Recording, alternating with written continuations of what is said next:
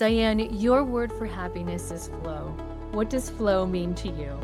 Well, it's something that I have learned in the last couple of years. No, I've been learning it my whole life. I've just paid attention in the last couple of years. And when I am in flow, and by that I mean aligned with my higher self,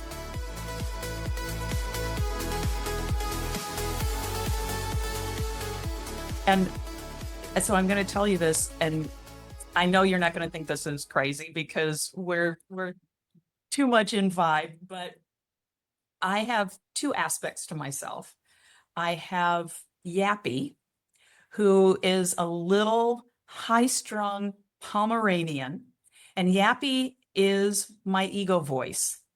And Yappy, like lots of words, mile a minute, for a good deal of my life, like 95% of my life up until recently, Yappy has been in the driver's seat. And a couple of years ago, I had to let Yappy know that he would be a very, very valued co-pilot, but that he could no longer drive. And I appreciate truly the intellect, the practicality, the real talents that Yappy brings. But Yappy is reactive and fear-based. That's been Yappy's job to keep me safe. But safe is also meant very often confined in terms of my own comfort zone, my own personal boundaries, keeping me more in than I needed to be, barking around the edges so that I wouldn't go to the other side. The other part of me is Electra Fireball, and she is my higher power voice and likes to go by Ellie. And Ellie is very conservative in her words. She'll just say, nope, or she'll say, do it. But when I listen, I get this sensation. It's like glitter and butterflies in my chest and in my stomach. And I know it's the right answer. And just earlier today, I was offered a choice to make. And I said, I appreciate hearing about this opportunity, but I can't say yes right now. I have to go, sit with Ellie on this.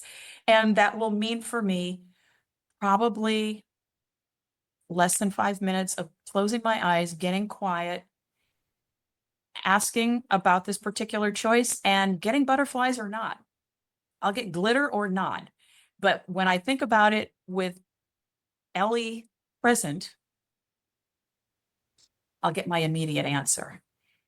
And having this inside of me all the time that I can go to about what to eat for breakfast, how to make a business decision, whether to go outside right now or not, all of these daily life decisions, it's me learning to reframe. And I don't have to do things rote. Yappy might be saying, you have to sit down and go to work. And it's like, I'm not feeling it right now. I am not feeling an energetic or inspired flow. So I am a recovering workaholic is too strong a word, but someone who is very much work first and everything else is second. That's how I was raised. Purging that from my system is a little bit of work itself, but I'm understanding now because I'm trying that if I sit myself down to do work, to engage with a customer or write something, if I'm not aligned when I'm doing that, if I'm not in my butterfly space, it's crap. I'm not there. But if Ellie says, go back down to the ocean and say hi to a egret, and then I come back, it's like, wow, this is just going to flow. I'm going to call that person and I'm going to write this thing. And so learning to be in flow instead of efforting is huge because when I'm efforting, I'm closed off to my inner wisdom. I'm closed off to that flow of creativity, of spontaneity, of connection. Sometimes I'll just get a nudge to get up and go look out the window. And because of where we live, I have this view of the bay around Puerto Vallarta, and I will literally go to the window and see a baby whale. And it's like, if I were stuck at my desk, I'm going to do this work, I'm going to do this work, I would miss the baby whale. But because I listen to the butterflies, it's, oh, time to move, I need to do something. Even if it's just across the room, it's like, okay, here's your little gift. We got you up so that you could see this baby whale. And I mean, that's a real example. That's a real example. And how can I not be happy? So when I am in flow, it's just, it feels whatever it is, feels really good. I love the fact that you can feel it. You can Yeah. feel it, you listen to it, you go with it, because what joy that brings out of life. I think of two things that I know about you. One, your music journey and how you Mhm. kind of flowed into that. Would you share that story? This was a very early version of me reframing. This was an education for me, and it was also terrifying. Here's a very long backstory in short version. I have always had a musical vein. When I was quite young, 7, 8, I was taking piano lessons. I learned to play a song by ear, and I played it for my piano teacher, and she tore me to pieces. How dare you jump ahead in the book? And look, you learned it all wrong. I had transposed it into a different key, same song, just up the keyboard a little bit. And so my takeaway was bad girl, don't do that. So became a note player and didn't experiment anymore because that was dangerous. Then, fourth grade, summer before fifth grade, I was supposed to pick a band instrument because to play in the school band. And I told my best friend's mom, I want to pick drums. I will never forget this like it was yesterday. She was putting clean towels into their little linen closet in the hallway of their home, 2 houses down from mine. She turned to me and she said, Diane, girls don't play drums. Oh my God. I didn't even tell my parents. I just picked flute because I was convinced there was some kind of handbook about being a girl, and I didn't have it, and I was doing it all wrong. I was mortified. And so I ended up playing the flute badly.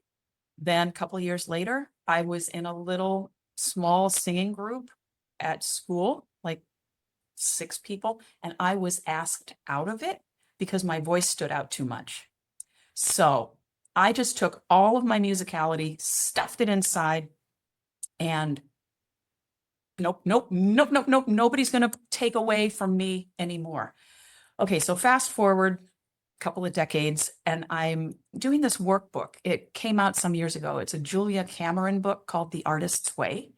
And it's a great book. You don't have to be an artist. You just want to live your more expanded self. So I'm doing this workbook, and one of the things it said to do was look for synchronicities. Well, at this point in my life, I had moved to Boston, and I had seen this group of women, girls like me, playing percussion in a band. It was a marching parade band, and they were usually at protest rallies and Pride March and Breast Cancer Walk. They were out there, all women, all playing drums.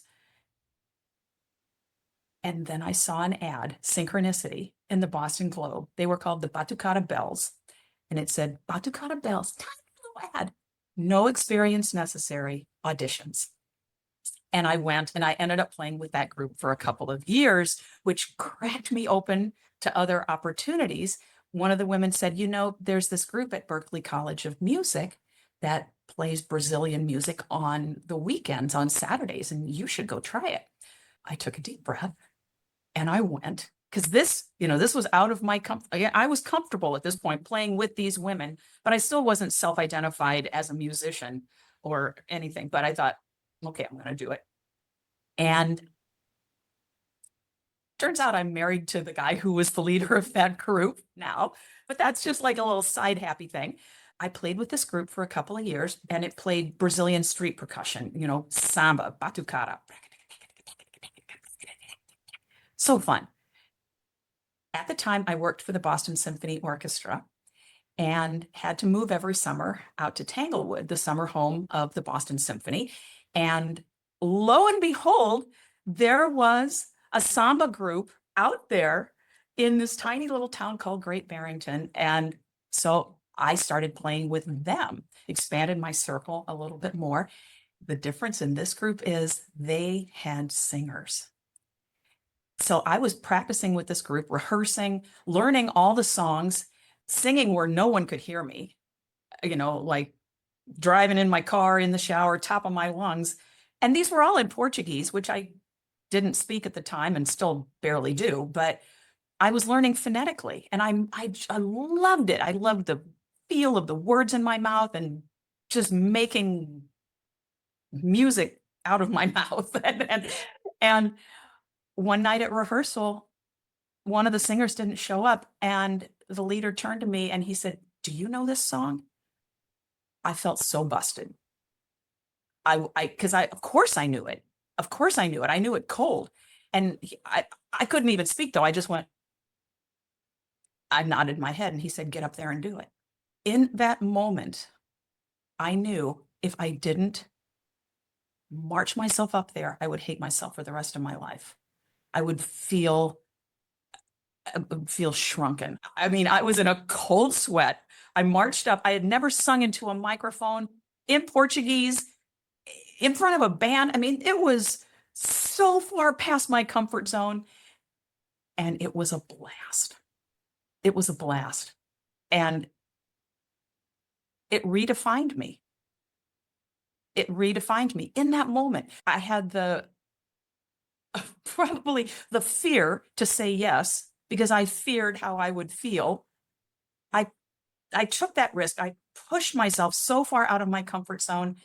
And as it ended up, I'm a singer. And I had my own band for 13 years, only sang in Portuguese, only sang Brazilian music. And so I understand how hard it can be because I will promise you, in that moment, I was throwing up in the back of my throat, like just I was terrified. But it redefined me. It redefined me. Taking that risk redefined me. And the other thing I love is you're in Mexico. If you picked up and you moved to Mexico. And there's that, yeah. Well, and so that's the thing. If you take one little risk and reflect on it and say, "Oh, I did that." When the next risk comes along, you have a little track record of risk success. So it's like, well, I did that and it worked out okay. And I did that and it really didn't work out okay, but I learned something from it. And so I took another little risk and that was better than I anticipated. That's how we ended up in Mexico. Because I can promise you, telling my 10-year-ago self I would be living in Mexico, she would be like, "You are out of your natural mind. That is way too exotic. That's something rich people do. You're no, not little Di from Belleville. You're no, you can't do that." But all of those little risks got me onto a surfboard, got me to move to Mexico. And yeah, but I also get how scary it is. And what advice would you give someone who is trying to step into their own happiness and flow? I would attach it to risk. And risk is not bungee jumping. Identify I mean, it could be, but that it's not necessary. Risk might be taking yourself to a fancy dinner all by yourself. Now, some people would not be bothered at all by that, but other people would be terrified. Striking up a conversation in line at the grocery store might be as natural as waking up for some people and mortifying to others. And some people who are type A and kind of out there living, I promise you, there's something that is a discomfort. Maybe it's having an intimate conversation or a difficult conversation with someone you know. It's just easier to put it off or not do it, avoid it. Risk is personal, but find that one little risk, do it, and then reflect on it. How did you feel before? How did you feel smack in the middle? Like when I was at the mic thinking, this is not cool. And then how did you, reflect on how you felt afterwards? Okay, who am I now? Who is the more expanded version of me now? And maybe journal about it or talk to a friend about it, but do it and then leverage it. And again, it's micro steps, a million micro steps to get to what looks like a quantum leap. If you could give the gift of health, wealth, or happiness, which would you give and why? This might seem like a cheating answer, but I'm going to say wealth because I think those other things can fall into that category. You can have a wealth of health. You can have a wealth of happiness, a wealth of flow. You can have a wealth of all kinds of things. And so if I really wanted to wish something for someone, I would wish them wealth as defined by abundance so that you've got just a steady flow of great things coming into your life. Now we have a question from our previous guest. If you could talk to yourself 20 years from now, what would you say? Oh gosh, that's so intriguing. So I'm going to answer you oddly. Here is Di. That is me at 8 years old, 1966. And I would ask my 20-year-old from now self, how Di's doing? Is she happy? Did we honor her?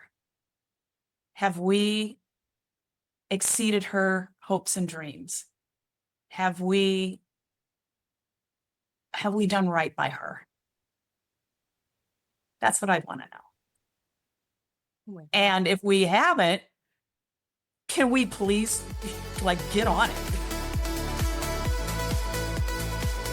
Diane, I have had so much fun on this interview with you. Thank you so much for sharing your stories and sharing you today.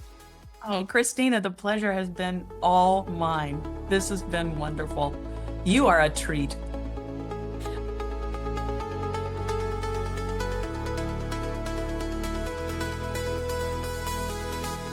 Across oceans and voices we rise as one. Our stories are threads